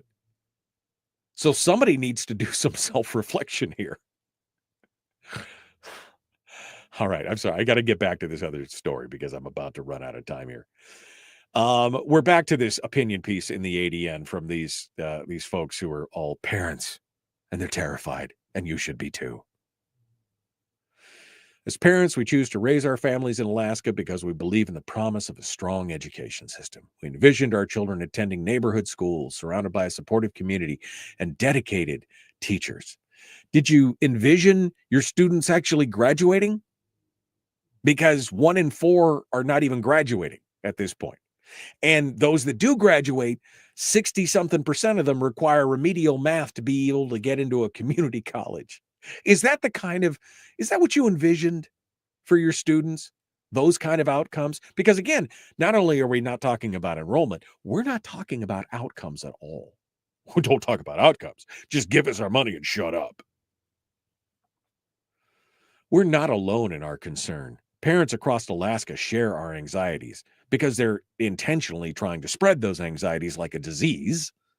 We're afraid. We're so afraid, and you should be afraid too. And we should take no responsibility for anything that's happening. This is all the state government's fault because they refuse in their selfishness to give us all the money we want. We hear from military families who are hesitant to bring their children to Alaska. I didn't realize that military families had a choice. Right? I mean, I guess unless dad or mom just wanted to go to deploy, leave the rest of the family behind, I guess that could.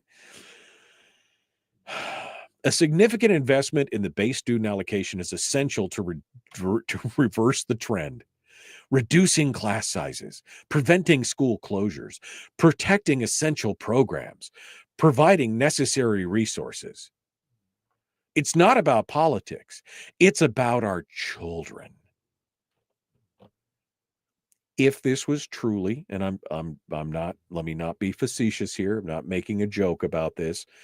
If this was truly about your children, the first thing that we would be talking about is outcomes. Then we would look at the funding mechanisms and the methodology of how we're teaching them that is producing these poor outcomes. If it was really about the children, if it wasn't about a philosophy of more government, if it wasn't about a philosophy of protecting the education industry, if it wasn't about protecting government employees, if it wasn't about those things, if it truly was about the children, we would talk first about the outcome and then work backwards from there. We're 52 out of 53 in the entire country. We're at the bottom of the barrel and have been there for years. And we would look at that first and go, how do we reverse that? I'm sure money was a component of it, but what are we doing that is not, we're spending more this year than we were 10 years ago. We're spending more 10 years ago than we were 10 years before that. We're continually spending more money, but the outcomes continue to decline. That is if it was really about the children, that's what we would be talking about. We urge our elected officials to listen to the concerns of parents and prioritize public education. You have a public that is currently full of people who don't understand how the process works. It's not a criticism of them. I'm just saying that's the fact. I can tell you that by reading all the Facebook comments of they do not understand how the education funding works. because they bought into the lie that it's flat funded and it's cuts and it's this and it's that, never understanding that the education costs have continued to rise every year, that the funding has continued to rise every year. And then on top of that, not only has it risen every year, now we have a declining enrollment, and that's really contributing to the big part of this. They don't understand it. But these 4 or 5 people, they're out there telling you, we are afraid. We're scared. We're here to say enough is enough. Give us all your money. And shut up. Don't talk about, we're not going to talk about outcomes because that just doesn't matter. We just need the money. So shut up and give us what we want. That's where we're at right now. I'm so agitated right now. Oh my God. All right, we got to go. The Michael Duke Show. Common sense, liberty-based, free-thinking radio. We'll return. Chris Story is up next.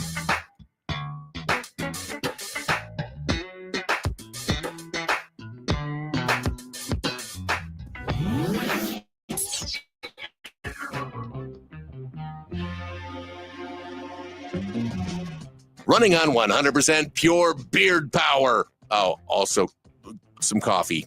We dip our beard in coffee. Nice beard. The Michael Duke Show.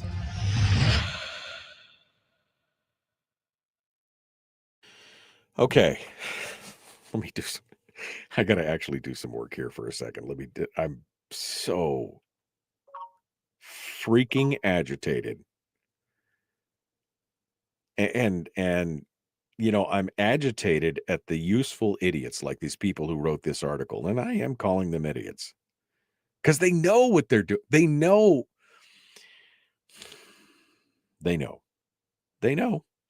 what's going on.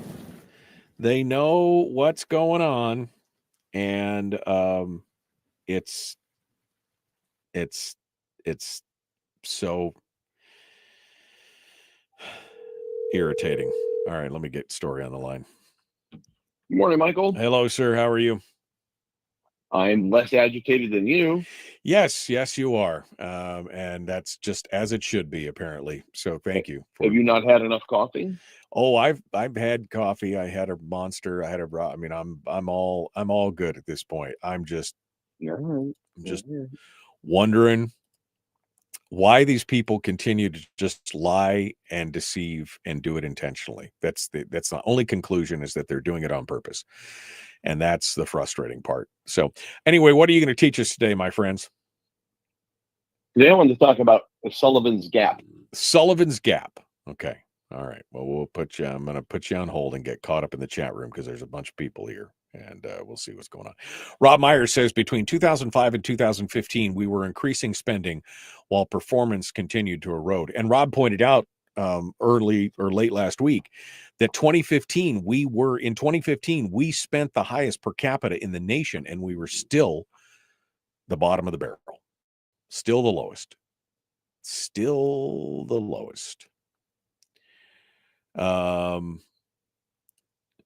Anthony says the root problem, Mike, is that most people lack the fundamental understanding that Uncle Sugar doesn't actually have any money and that he's taking our money.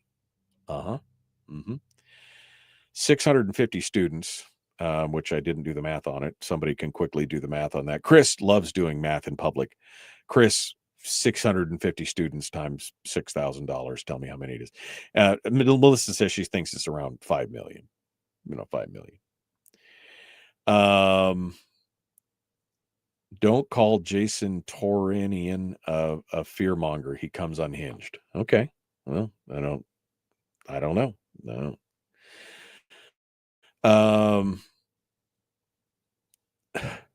Hope is not a business strategy, says Kevin. When we were talking about the budgets, and they're like, do we write it for worst case scenario, or do we hope that they fund us? Hope is not a business strategy.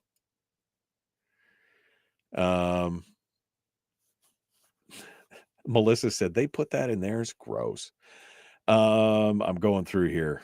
I'm still going through here. Fairbank's trying to put a budget out to the but that Melissa was saying they put that in theirs. That was their balancing budget tool where they gave you the option to say the state should pay.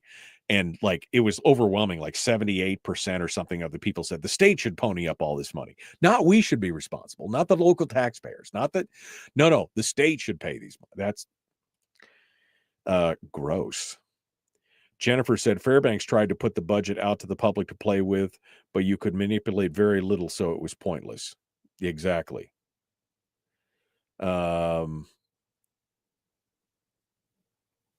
COVID-proof single-income families can actually educate their children to a level high enough to pass college entrance exams and produce constructive members of society. That's the thing. Nobody's looking at this massive increase. They're not looking at it. There's no self-reflection going on. Why? Nobody's asking why. Why are we down in enrollment? Part of it is out-migration, sure. But part of it is a fundamental frustration on the part of these parents, especially parents who are engaged. Those are the ones you want to keep in the system, but they're frustrated, so they pull their kids out and they're doing it on their own. That's how you get 17% of the school-age population in some form of alternative education. But nobody wants to talk about that.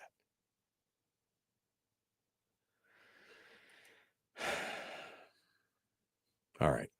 Tell us how you really feel, Michael, says Melissa. I could, but the FCC is potentially listening at this point, so I really don't want to say. 3.9 million, says Melissa, 650 times 6,000. So it's probably Fairbanks is probably getting a little bit more, So, because you said it was like close to 5 million, right? So it's probably 7,000 something. Anyway, it just doesn't matter. It just doesn't matter at this point. Those folks don't understand it, and they're going to cry the blues in their chat rooms and in their Facebook comments because they don't understand how it works. Why are the legislators so mean? They should just pay for it. All right. The Sullivan Gap.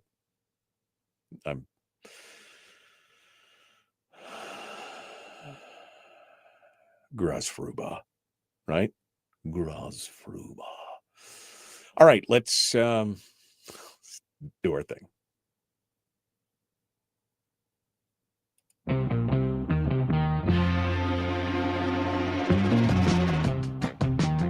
The Michael Duke Show. Seriously humorous with a pinch of intellect. Sorry. That is humorous. Here's Michael Dukes. Yeah, Hello. Welcome back to the program. It is the Michael Duke Show, broadcasting live across the state of Alaska on this your favorite radio station and or FM translator. All the folks at KPEN and KGTL actually came back early and have been listening to me. Good thing I didn't say anything bad, huh? Right? Tell us how you really feel. The FCC was listening. Chris Story is the man from Homer, and he comes in every week after Brad Keithley to soothe the savage beast, which I guess is me at this point. He comes in today to talk with us about the Sullivan Gap. Some self-reflection might be necessary here. Chris, how are you, my friend? What's going on? Michael, I'm well. I'm very well. I am concerned about your blood pressure, but I think maybe this will help what we're going to talk about today. Okay, I am ready, willing, and able, my friend, to talk the talk, walk the walk, walk the talk. Let's do it. So I was reading a study by Dan Sullivan, the business coach, not the senator, and in it he talked about there's a lot to be read about, optimist versus pessimist in the results that both will experience in life. But this particular gap map I thought was worth talking about.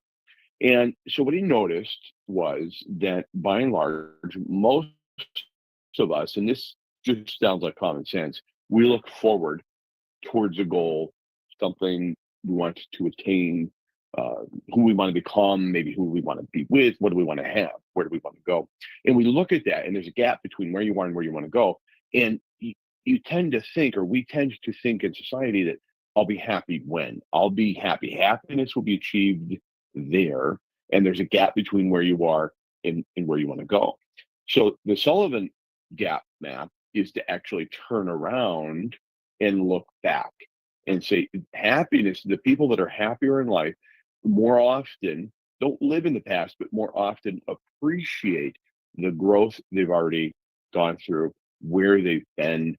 They have gratitude for the trials and tribulations, things they've overcome in their life, or who they've become, what they've done or attained as they move towards something new. If you do not have that appreciation, or you don't spend any time reflecting or spending any time in the sunshine of what you've already done, it actually impedes your path to happiness. Scientifically, and the studies show, we, when present grounded, are happier. So it's, again, not living it in the laurel canyon of what you used to do in yesteryears, but it's also not achieved in just constantly looking forward. You got to have goals. You want to be going somewhere. Right. But if you don't live in the present, and you're not absolutely having some gratitude for what you've already overcome and what you've got, where you've been, you're not even really going to enjoy this moment in life. And again, it's just, yeah, it's scientific studies, got a PhD, he's probably received a lot of grants to do this study. And it just makes perfect sense. But it's nice to codify what is common sense with science. Michael, and you can't argue with science. So you're saying life before death, journey before destination. You're talking about enjoying going along. You can't just look at the end and say, that's when I'll be happy. You have to be looking at the happiness throughout the journey. Am I rephrasing that properly? Yeah, I like that interpretation. And likewise, if you think you're going to be happy then when you get what you want, but you're not happy now, when you get there, it'll be the same present moment, and you won't be any happier. And you can look at all the studies of lottery winners, or people that have built a company and sold it, and then go, oh, is this, now what? Is this it? Now what do I do? We've got to have this present grounding. And I think that in the shadow of what you've already done is where there's more sunshine. Like, in other words, again, I hate that idea of resting on laurels, or you've talked about it before, like the guy who can't stop talking about the game in high school, or right. Uncle Rico back in the day, back when Dynamite. Right. Back in my day, I always did this, or I got it. The guy who's like glory days. He's always living in the past. But when you actually do measure how far you've come, and you have gratitude for it, that gratitude is the actual sunshine that comes through and lights where you're standing and creates a positive influence in this moment, and where you can appreciate it. In my book, Born to Live, I had these three characters that are met along the road of this guy's life, and they reflect on, one guy living in the past, one person living only for the future. But the reality is, this young girl who's got a terminal illness is the one who speaks about her gratitude for the present, and that she's so grateful for the time she's had here, and that she is alive and in this moment, and she's just grateful for this moment. And I think that just, it's very, for me, that was a real wake-up call when I wrote that, because I don't even know where the story came from. But just that idea that it's not just, we want to have goals, and we want to be looking towards something that is attainable and that achievable and measurable. But if we're not grateful for where we've come from, and we don't have a sense of happiness in this present moment, we predictably won't be happy when we get to where we think we want to go. Yeah. I mean, I think that's again, you have to stop and smell the roses along the path, right? I mean, you have to enjoy the journey. And I think that's where a lot of us struggled with, or I know early on, I was like, oh, when I hit X, or if I achieve my goal, then I'll be happy. But it took me until probably my late 20s before I realized that I needed to enjoy the process. And the process is not always enjoyable. That's part of the problem, is it looks a little bit different than what our dream is at the end goal. For a chief definite aim is one thing. But we forget that along the way, we have to take the time to smell the roses and journey before destination kind of thing. We have to enjoy that along the way. Dr. Martin Seligman's the father of what's called positive psychology, and he really turned around the whole field of psychology in many, many ways. And he's done so many studies to show optimistic people that have optimism, are far more likely to succeed than pessimists. It's undeniably true. And the results are, all around you. Pessimists and optimists, and you can probably do the math yourself and go, I'd prefer to be an optimist. But it's difficult. It isn't easy, especially if you look back at the conversation you've been having today. It's a lot to be worried about, a lot to be fearful of or pessimistic about the future. But A study also was done, and this by Martin Seligman, where he took people that were two different groups of people. I said, okay, you're going to keep a journal for 6 months, and every Sunday or Monday, you're going to reflect on the prior week, and you're going to write down 5 things you're incredibly thankful or grateful for that happened that prior week in your life. The other group was given a similar task, but it was you sit down on Sunday or Monday and you reflect on 5 negative things that happened to you in the previous week. Things that were done to you, things that you missed out on, whatever, negative things that happened or occurred. And the results between the two after the study was done were dramatically different about depression. People who were like upset with the world and actually declined in health, declined in financially, all of it. And so I think there's really no argument in my mind that if you have an optimistic view of the future, it's because I think you have gratitude for where you've been and you're living in the present. If you're just future focused, you're not going to be I don't think it's sustainable. I don't think optimism's sustainable when all you do is look towards tomorrow and you're not reflecting on where you've been or having gratitude for today. So how do we start learning this, Chris? How do we start learning to enjoy the journey? How do we do that? I'd follow Dr. Martin Seligman, much smarter man than me, and just keep the journal. Only don't do the negative one. We already know the results. Don't do the negative one. Do the positive one. Keep a track of 5 positive things you're grateful for that happened last week, or even every day. I mean, that's a kind of a cool thing, is to start the day or end your day with a reflection of and almost an inventory of what went right. There's a lot that's going wrong. Every government bureaucrat right now is screaming under the yoke of Doge and the reduction to their budget potentially and everything. But right. There's a lot to be worried about with the Ukrainian war, with what's going on in Gaza, all of it. There's so much to be stressed about in the world, let alone in the microcosm of your own life. But if you start focusing on 5 things every single day, you could compress it to a day or expand it out to a week that went right, that you're grateful for, you can't help but become happier and or more optimistic in your own life. Final thoughts, less than 60 seconds. Chris Story, ilovehomeralaska.com. Chris, give it to us. Hey, it was a lot of fun working with you on Saturday with the Winter Carnival Parade, Michael. I feel like it's not suddenly, it's like Michael Dukes has always been part of the peninsula, and but now you're physically here. So it's great to have you around. Saw you at the Chamber of Commerce meeting the other night. It's like, I can't get rid of you. You're like stuck in my shoe. Man, a bad penny. I just keep turning up everywhere. And that's what's nice about this small town. One of the few things about a small town that you can really enjoy is that, you can be everywhere all at once. Everything everywhere all at once. Yeah. But it's not really a penny that people think about when getting stuck to a shoe. But anyway, it's true. It's great to have you. It's true. It's true. Now with more googly eyes. That's what we're all about here. All right, folks. Thank you so much, Chris. I appreciate you coming on board. As always, my friend, look forward to seeing your new book come out soon. We'll talk about that next week, okay? Thank you. Yes, sir. All right. Chris Story, ilovehomeralaska.com. Out of time for today, folks. Tomorrow, Mike Cronk joins us in hour 2. See what we can peel together for hour 1. Be kind, love one another, live well.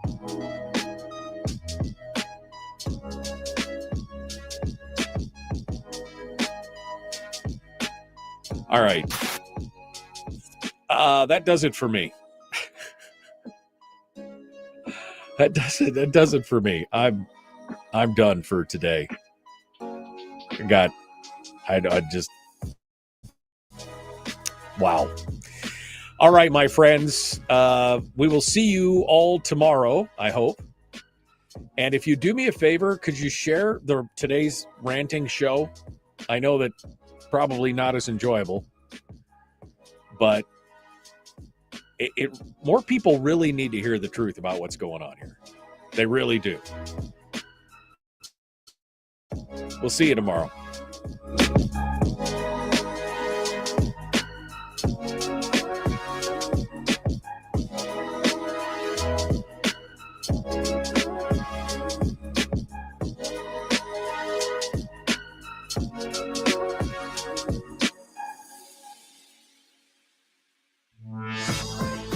We We've shed our terrestrial radio skin, and now we are slimy lizard internet people.